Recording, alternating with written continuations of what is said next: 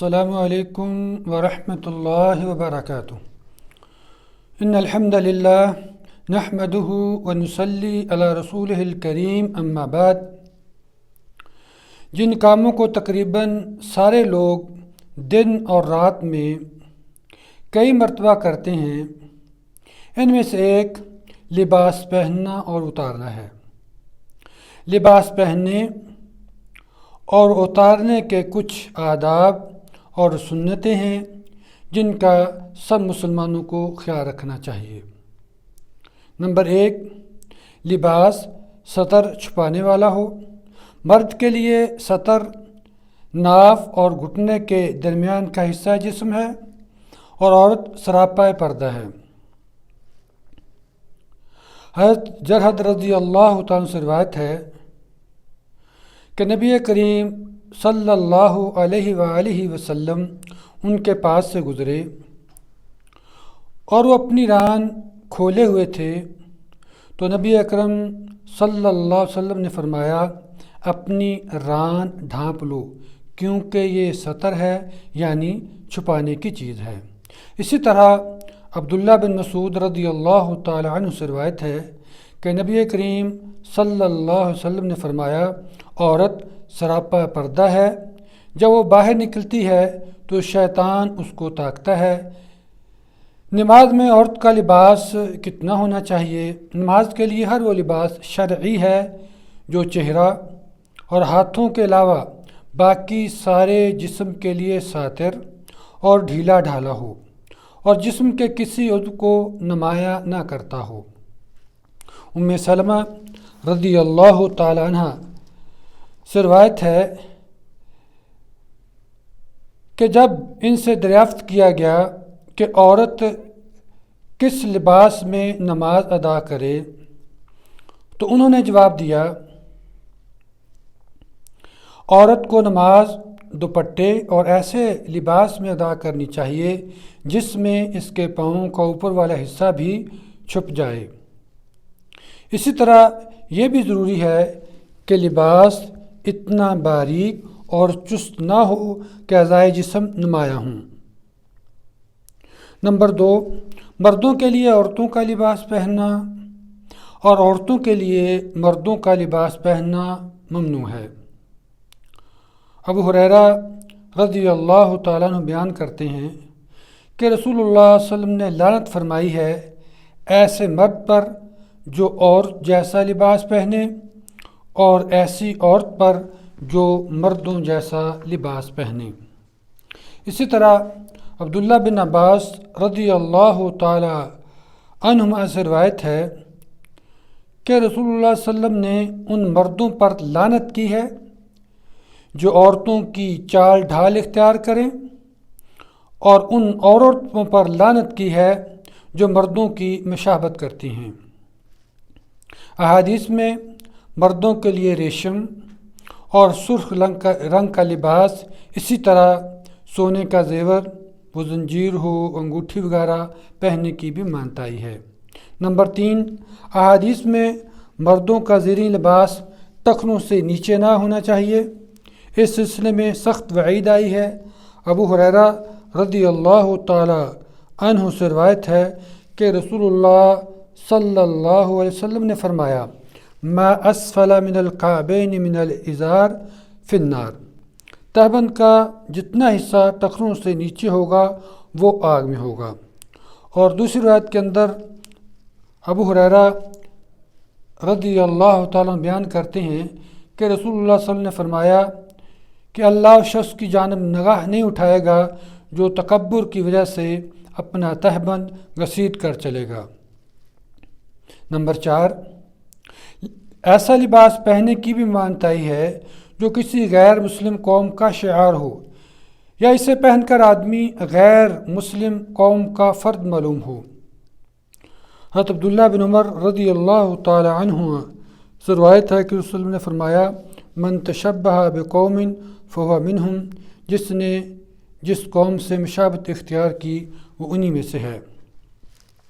اس طرح صلیب یا حیوان یا انسان کی تصاویر والا لباس پہننا جائز نہیں۔ ام عائشہ رضی اللہ تعالی عنہ سے روایت ہے کہ انہوں نے ایک چھوٹا سا گدا خریدا جس پر تصویریں تھیں۔ نبی صلی اللہ علیہ وسلم اسے دیکھ کر دروازے ہی پر کھڑے رہے، اندر داخل نہ ہوئے۔ میں نے کہا، اللہ کے رسول، میں اللہ کے حضور اس غلطی سے توبہ کرتی ہوں جس کا میں نے ارتکاب کیا ہے۔ تو آپ صلی اللہ علیہ وسلم نے فرمایا، یہ گدا کس لیے ہے؟ میں نے عرض کیا، یہ آپ کے بیٹھنے اور اس پر ٹیک لگانے کے لیے ہے۔ تو آپ صلی اللہ علیہ وسلم نے فرمایا، یقیناً اس قسم کی تصاویر بنانے والوں کو قیامت کے دن عذاب دیا جائے گا، اور ان سے کہا جائے گا جو تم نے بنایا تھا اسے زندہ کر کے دکھاؤ، اور جس گھر میں تصویر ہو اس میں فرشتے داخل نہیں ہوتے۔ اسی طرح عائشہ رضی اللہ تعالیٰ عنہ سے روایت ہے کہ نبی صلی اللہ علیہ وسلم کو اپنے گھر میں جب بھی کوئی ایسی چیز ملتی جس میں صلیب کی تصویر ہوتی، آپ اسے توڑ ڈالتے۔ اسی طرح شہرت والا لباس پہننا اس کی مانتائی ہے۔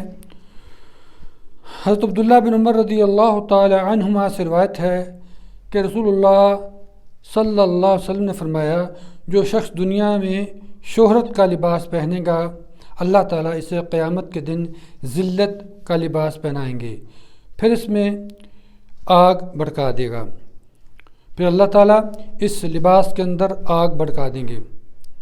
مردوں کے لیے ریشم اور سونا پہننا ناجائز ہے۔ حضرت علی رضی اللہ تعالیٰ عنہ سے روایت ہے کہ اللہ کے نبی صلی اللہ علیہ وسلم نے ریشم لیا اور اپنے دائیں ہاتھ میں پکڑا، اور سونا لیا اور اپنے بائیں ہاتھ میں پکڑا، اور پھر فرمایا، بلا شبہ یہ دونوں میری امت کے مردوں پر حرام ہیں۔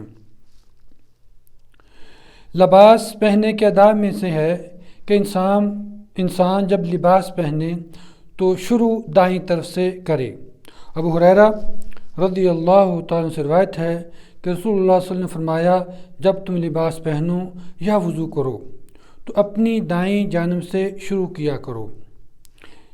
اسی طرح جب بندہ لباس اتارتا ہے تو پہلے اتارتے ہوئے بائیں طرف سے پہل کرنی چاہیے۔